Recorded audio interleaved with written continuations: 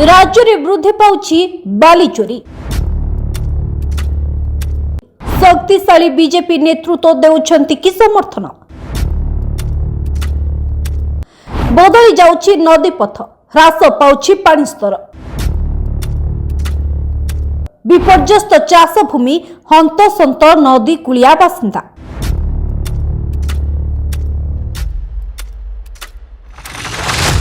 ओडिशा रे वृद्धि पाउछि बाली चोरा चालाण। राज्यर विभिन्न जिले में नदी पठारू राताराति चोरी हो जाउछि ट्रक बाली। आउ एही बाली चोरी नहीं तीव्र होइछि राजनीति। बीजेपी नेता संपृक्ति अभियोग करिला बीजेडी।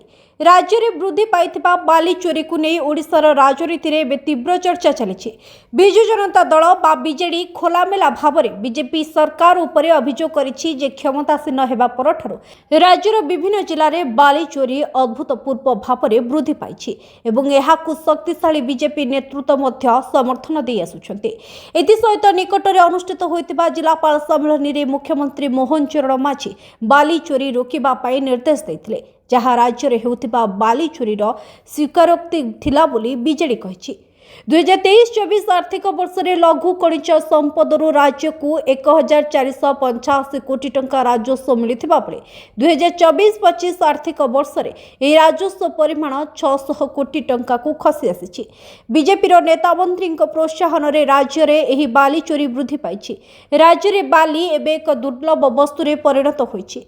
बालीर दर में अहेतुक वृद्धि पाउथिबा बेले राज्य में कंस्ट्रक्शन मूल्य में वृद्धि पाई। यह बाली चोरी में सरकारी दलर नेता संपृक्तिर अभियोग सहित मुख्यमंत्री दफ्तर संपृक्ति अभियोग आसी। स्वाधीनता परठारु कौनसी मुख्यमंत्री नाम एपरी गुरुतर अभियोग केबे भी आसी नथिला।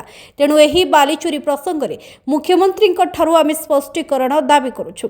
राज्य सरकार एही लघु खनिज संपद लुट संपर्क में राज्यवासी सम्मुखें यार उत्तर देवा दरकार बोली दाबी करिछि BJD.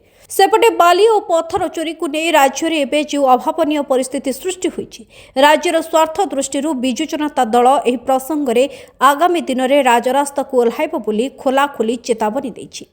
Bureau report, news Odia.